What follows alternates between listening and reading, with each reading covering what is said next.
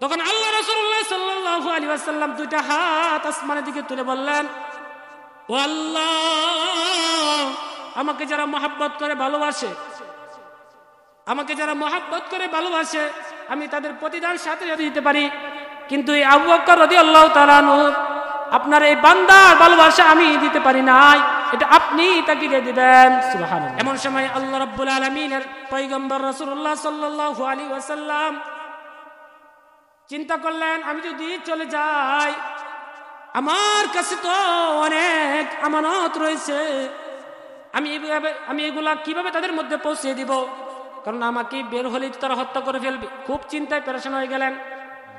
এই জন্য আলী রাদিয়াল্লাহু তাআলা নুকে বললেন, ও আলী, আমার বিছানায় তুমি শুয়ে পড়ো, আমি তোমাকে চাদর দিয়ে দেখে আমি এখান থেকে বের হয়ে যাব। আলী রাদিয়াল্লাহু তাআলা নু ভয় পেলেন, মনের মধ্যে একটু ভয় আসলো যে আপনার চতুর কামরার দিক দিয়ে দুশমনরা ঘোরাঘুরি করতেছে, আপনাকে হত্যা করার জন্য, আপনাকে শহীদ করার জন্য, দুনিয়া থেকে বিদায় করার জন্য। আপনি আমাকে এই বিছানার মধ্যে যদি শুয়ে চলে যান, তাহলে তো আমাকে তারা মেরে ফেলবে।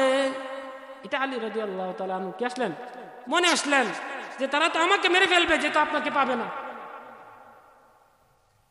আলী রাদিয়াল্লাহু তাআলা আনহুকে বললেন, ও আলী, চিন্তা করিও না, চিন্তা করিও না, তাকে তোমাকে হত্যা করবে না, তারা তোমাকে শহীদ করবে না, কারণ আমার কাছে তাদের কিছু আনামত রয়েছে, এগুলো আমি তোমাকে দায়িত্ব দিয়ে যাইতেছি, তুমি সঠিকভাবে তাদের নিকট সেটা পৌঁছে দিবে। সুবহানাল্লাহ। এটা সঠিকভাবে তুমি তাদের নিকট পৌঁছে দিবে, আর এই আনামত যেটা তোমার কাছে থাকবে, তাহলে তোমাকে মারবে না, কারণ তাদের সম্পদ তোমার কাছে আছে, তাদের সম্পদ তোমার কাছে আছে, এটা তোমার পৌঁছে দিতে হবে, এটা দায়িত্ব।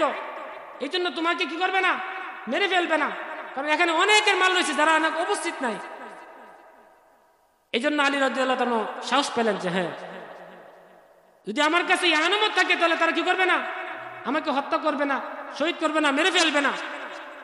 তো আল্লাহ রাসূলুল্লাহ সাল্লাল্লাহু আলাইহি ওয়াসাল্লাম আলী রাদিয়াল্লাহু তাআলা আনহুকে সে বিছানার মধ্যে শুয়ে দিয়ে চাদর দিয়ে দেখে গেলেন। সকাল হওয়ার পূর্বেই আল্লাহ রাসূলুল্লাহ সাল্লাল্লাহু আলাইহি ওয়াসাল্লাম কামরা থেকে বের হয়ে গেলেন। প্রশ্ন জাগে না যে চতুর্দিকে শত্রু পাহারা দিতেছে, গোয়েন্দা হিসাবে মুহাম্মদ বের হলে তাকে মেরে ফেলবো, তাহলে কিভাবে বের হলেন?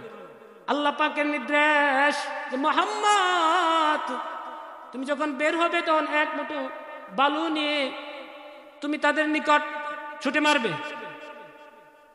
যারা তোমার সামনে থাকবে তাদের নিকট তুমি ছুটে মারবে, তাহলে দেখবা তাদের চোখ অন্ধকার হয়ে যাবে, তারা কোনো কিছু দেখতে পারবে না, তখন তুমি এই ফাঁক দিয়ে বের হয়ে যাবে। আল্লাহু আকবার। দেখেন কি সুন্দর কৌশল, আল্লাহ পাকের কলা। আর তারা চক্রে আনতেছে মুহাম্মদকে মারবে, কিন্তু আল্লাহ পাক কৌশল সব মুহাম্মদকে দিয়ে দিচ্ছে। কে করতেছেন এগুলা? আল্লাহ পাক করতেছেন। যে মুহাম্মদ তুমি যখন ঘর থেকে বের হবে, এক মুঠো বালু নিয়ে তুমি তাদের চেহারার মধ্যে ছুটে মারবে, দেখবা তারা কোনো কিছু দেখতে পারবে না, এই ফাঁক দিয়ে তুমি বের হয়ে যাবে। আল্লাহ রাসূলুল্লাহ সাল্লাল্লাহু আলাইহি ওয়াসাল্লাম সেই কৌশল অবলম্বন করলেন। সেই কৌশল অবলম্বন করে ঘর থেকে বের হয়ে গেলেন, কিন্তু কিছুক্ষণ পরে জানতে পারলো যে মুহাম্মদ এই ঘরের মধ্যে আর নাই। কি নাই? মুহাম্মদ রাসূলুল্লাহ সাল্লাল্লাহু আলাইহি ওয়াসাল্লাম এই ঘরের মধ্যে নাই।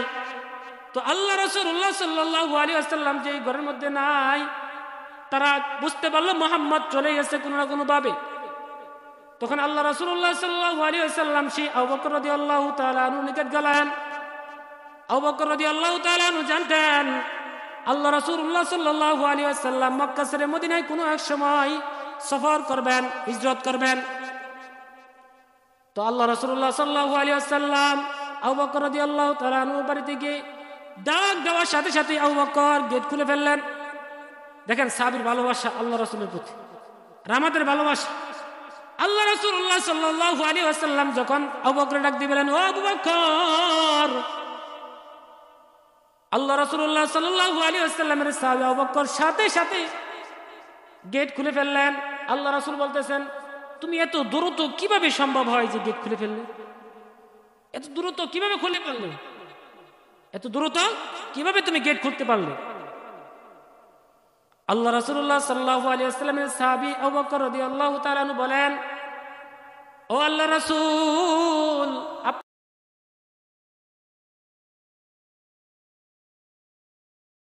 যে ইসলামের কারণে আল্লাহ পাকের হুকুম আসবে একটা সময় যে আমার এই মক্কা ছেড়ে মদিনায় হিজরত করতে হবে, আল্লাহ পাকের হুকুম আসবে। এই জন্য ওই সময় আমার সফর সঙ্গী হবে আবু বকর, এই কথাটা বলেছিলেন। আর ওই দিন থেকেই আমি বিছানার সাথে আমার পিঠ লাগাই না, কারণ কোন সময় আপনি বলে ফেলবেন যে আবু বকর তুমি আমার সাথে চলো, যদি দেরি হয়ে যায় তাহলে আমার রাসূলের কোনো ক্ষতি হতে পারে। আমি যদি ঘুমিয়ে যাই, গেট খুলতে দেরি হয়, তাহলে আমার রাসূলের কি হতে পারে, ক্ষতি হতে পারে। এই জন্য আল্লাহ রাসূলের সাহাবী আবু বকর রাদিয়াল্লাহু তাআলা বিছানার সাথে কি করতেন না, ঘুমাইতেন না, পিঠ লাগাইতেন না, এই দরজার মধ্যে হেলান দিয়ে ঘুমাইতেন। সুবহানাল্লাহ।